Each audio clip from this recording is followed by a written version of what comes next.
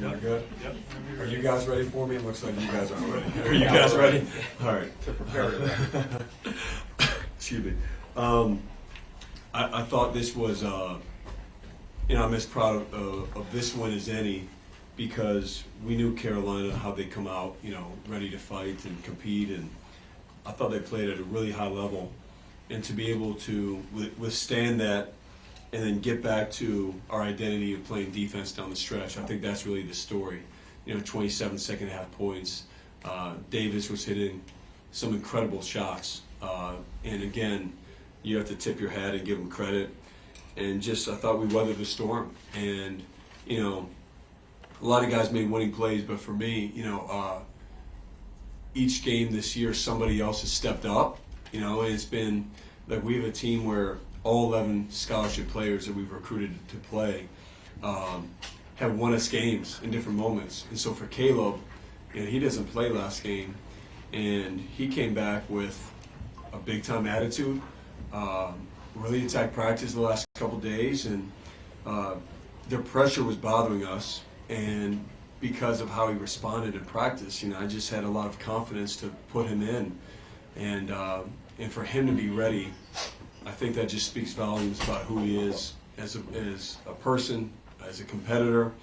And then Malik, I wish I had his spirit, to be off this entire time and to come out and hit those threes and make those plays.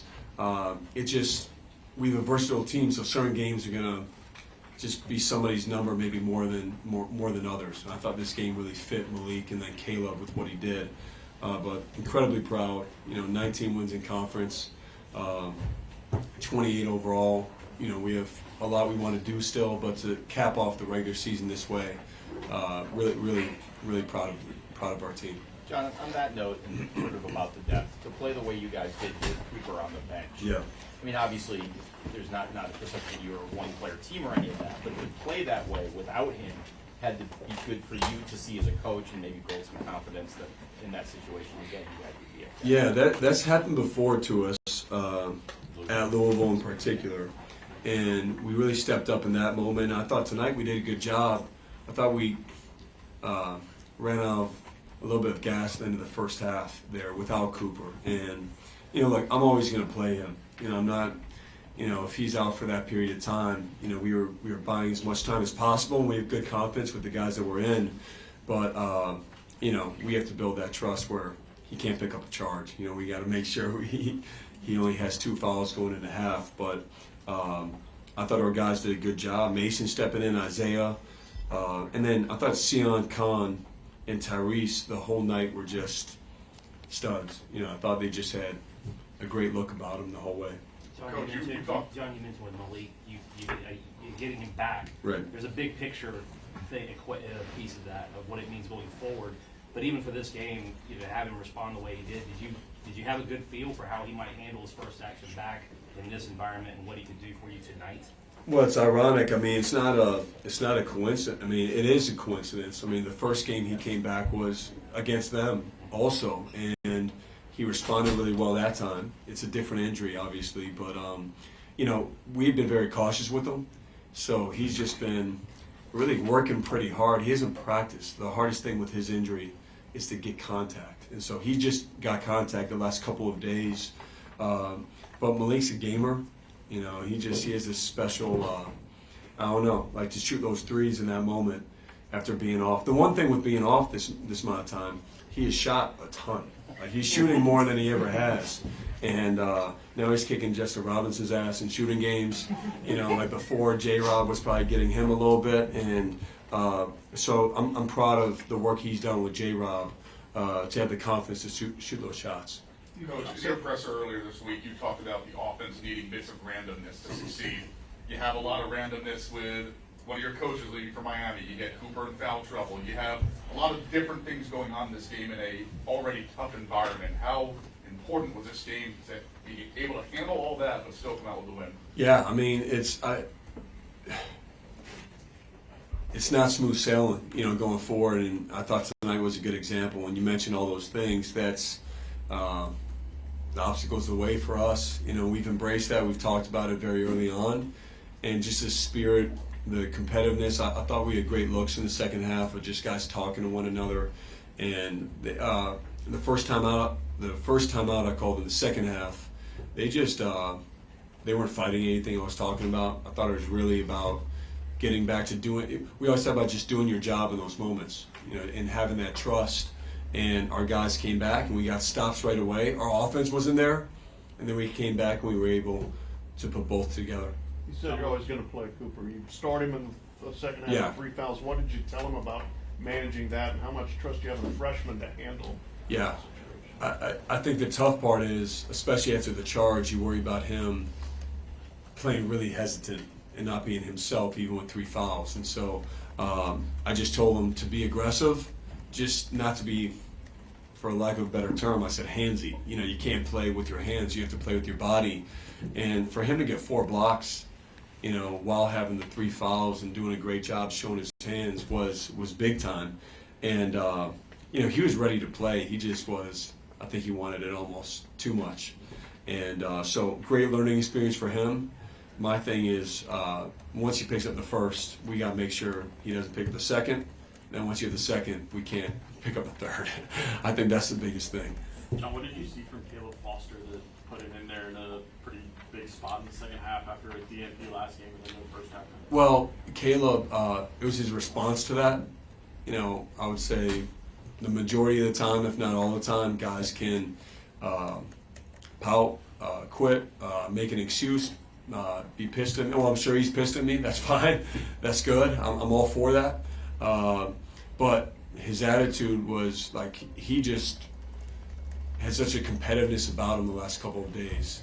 And so I thought as we got into the game, I thought we were missing what he had in tonight's game, just with the ball handling, the speed on their end.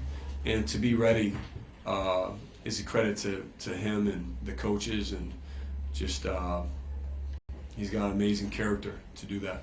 Coach, you talked earlier this week about getting ready for the tournaments that are coming up and treating this kind of like a tournament game. It felt like with 3 fouls on Cooper early and to get down after you guys have been blowing everybody out, like it felt almost like a tournament game, or kind of the experiences you guys might see in the tournament setting. Was that good for your team to kind of go through that? I thought it was incredible to go through. And I even said that at halftime to our team. That was the first thing I said was, this is great. And I think that's the first time, because, I've been taught very early on in my playing career here, we're always preaching inflection points in the game, and end of half is one of them. I know that's the first time I've ever been positive, after a half, closing it where, we were up 15 and they cut it to 1. But I knew we needed it. Was the best thing for us. And even the start of the second half we went down 7. To go down 7 and to claw our way back. It was a real, you test your trust in those moments with each other, and we showed we have great trust in that situation. Coach, I know you complimented Tyrese Proctor with 16 points already, but how important was maybe his veteran presence in a game like this where it was back and forth and you really needed him to rally? Yeah, Tyrese, we have him guard the best perimeter player. Every game we expect him to score. We expect him to create. And the other thing with Tyrese is he's been out too. So this is just his second game back, and he was really good for us. And I thought he look, him kind of seeing all at 16, 17, and 16, but I thought it was timely baskets that he had, which was key. John, with Auburn losing today, there's a good chance you will go into the ACC tournament as the #1 team in the country. Is that something that matters to this team at all? Or? I don't think so. We haven't talked about it one time. We have talked about being #1 when this thing is all said and done. But just my luck to be #1, going into postseason when it really doesn't matter. But no, we've really been about finishing what's right in front of us, doing our best in the moment, and then if we do that by the end, we want to be one when it's all said and done. With that in mind, how much would it matter to you? There's going to be a decision made on Cooper Flag, denying room for Player of the Year that Cooper gets that designation. Well, look, I think it's I have a feeling we're going to go into this process. I feel we have so many guys this year who are deserving of postseason awards, whether it be Defensive Player of the Year, ACC National Player of the Year. Look, I mean, for me, it's Cooper. I think with what he's done, I don't, and that's not knocking anybody. I mean, we played Broom. He's a great player.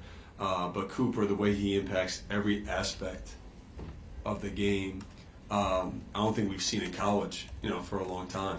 And that's what he does. He impacts in every way. And tonight's a good example. 15-9-6, and he played, and he missed 10 minutes of the first half. So, but again, that's not what Cooper plays for. That's not what we play for. But obviously, recognition you always appreciate is good. But we'll keep controlling what we can. That's the best we can do. Coach, congrats for the win. With 5 minutes left in the game, Cooper had a laser pass to Khan for 3, and then a wild block right after. You showing a lot of emotion. How huge are these momentum plays that Cooper tends to make, or the other team can feel Cooper's will to win? Did he pay you to say it was a laser pass? Are you sure? Or it was a laser. It was, no doubt.